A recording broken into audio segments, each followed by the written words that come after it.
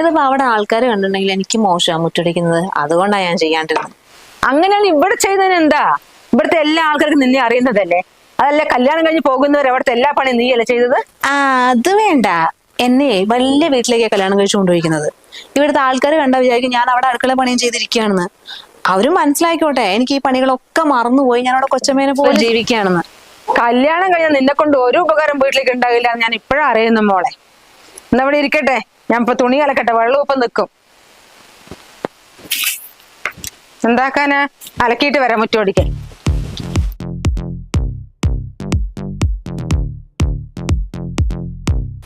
ആ ഇതാര്? നമ്മുടെ തുഷാരയോ? എപ്പോ വന്നു മോളെ? അമ്മയൊന്നും പറഞ്ഞില്ലല്ലോ.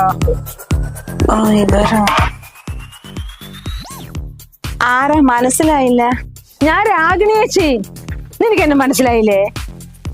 എന്തോ എനിക്കങ്ങനെ മനസ്സിലാകുന്നില്ല. എടോ, നിനക്ക് മൂന്നാമത്തെ വീട്ടിൽ അഞ്ജലി അറിയോ? നിന്റെ ഫ്രണ്ട്, അവളുടെ അമ്മയല്ലേ ഞാന്?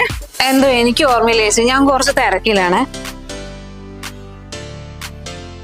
കല്യാണത്തിന് തലേ ദിവസം വരെ രാഗിണി ചേച്ചി അത് തരുമോ രാഗിണി ചേച്ചി ഇത് തരുമോ വന്ന പെണ്ണ. അപ്പൊ എന്നെ അറിയില്ല അത്രേ.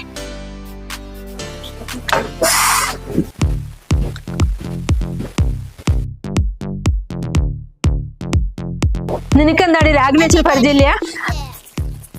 അല്ലമ്മ, അത് എനിക്കങ്ങനെ പെട്ടെന്ന്. ആരാണ്? പരിചയമുള്ള ആളാ?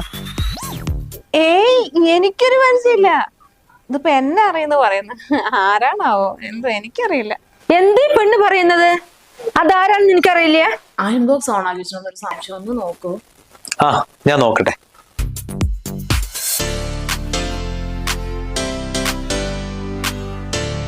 എന്റെ അമ്മയ്ക്ക് എന്തിന്റെ കേടാ? നിങ്ങള് രാഗിണി ചേച്ചിയും ലക്ഷ്മി ചേച്ചിയും തങ്കേച്ചിയൊക്കെ വന്നിട്ട് എന്നെ അറിയുന്ന പറഞ്ഞാൽ ഞാൻ അവരെ പരിചയമുള്ള പോലെ കാണിക്കണം. അതും ഏട്ടന്റെ മുമ്പിൽ തന്നെ പറയാൻ അമ്മയ്ക്ക് എങ്ങനെ തോന്നി? എന്റെ അഭിമാന പ്രശ്നമാണിത്. നിനക്ക് എന്ത് അഭിമാന പ്രശ്നമടി? നീ വന്നുപോലെ ചുറ്റുപാടുള്ള ആൾക്കാർ നിന്നെ കാണാൻ വന്നല്ലേ, അപ്പൊ നീ അറിയില്ല എന്നാ പറയണത്? നീ ഇവിടെ നിന്നല്ലേ പോയത്? വലിയ വീട്ടിലെ ചക്കൻ നീ കല്യാണം കഴിച്ചു പറഞ്ഞിട്ട് ഇവിടെ എല്ലാം നീ മറന്നോ? മറന്നു. അമ്മയ്ക്ക് എന്തിന്റെ കുഴപ്പാ? ഇതെന്റെ പ്രസ്റ്റീജ് ഇഷ്യൂ ആണ്.